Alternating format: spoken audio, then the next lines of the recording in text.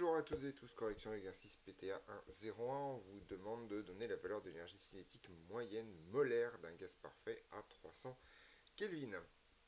Alors ici on parle de l'énergie cinétique d'agitation, c'est pas l'énergie cinétique de translation du gaz dans un éventuel référentiel, donc l'idée est relativement simple. Ce qu'on sait, c'est que en fait l'énergie cinétique moyenne d'un gaz parfait, en fait EC, alors ça c'est pour une particule, c'est égal tout simplement, donc bien sûr, à 1 demi de la masse de la particule multiplié par la vitesse quadratique moyenne.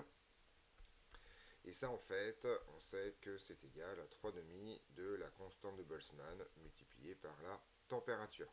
Ça, c'est pour une particule.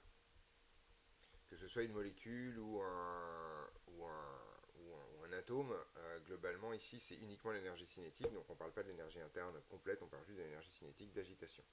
On cherche ici l'énergie cinétique moyenne molaire, d'accord, donc je vais la noter ECM comme ça. Et puisque ça c'est pour une particule, et bien en fait pour l'avoir pour une mole, il suffit de multiplier l'expression précédente par le nombre d'Avogadro, Na multiplié par 3,5 de Kb fois la température. Une fois qu'on a écrit tout ça, on peut soit retrouver la valeur de la constante de Boltzmann et du nombre d'Avogadro, mais en fait on peut aussi se souvenir que le produit Na fois KBT, donc ça fait partie des choses qu'on doit savoir en termes de constante. En fait, le produit Na multiplié par Kb, ça c'est égal à la constante de Mayer, qui vaut R, et qui vaut à peu près 8,31 joules par mol par Kelvin.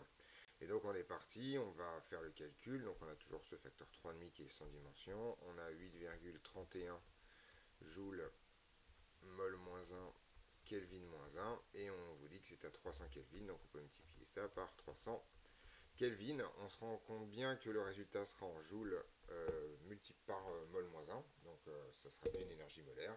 Il suffit simplement ensuite de faire l'application numérique, 3,5 fois 8,31 multiplié par 300,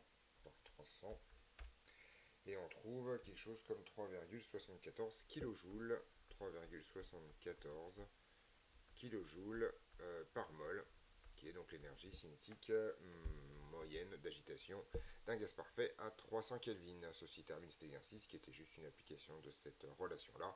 On se retrouve dans d'autres vidéos pour d'autres corrections.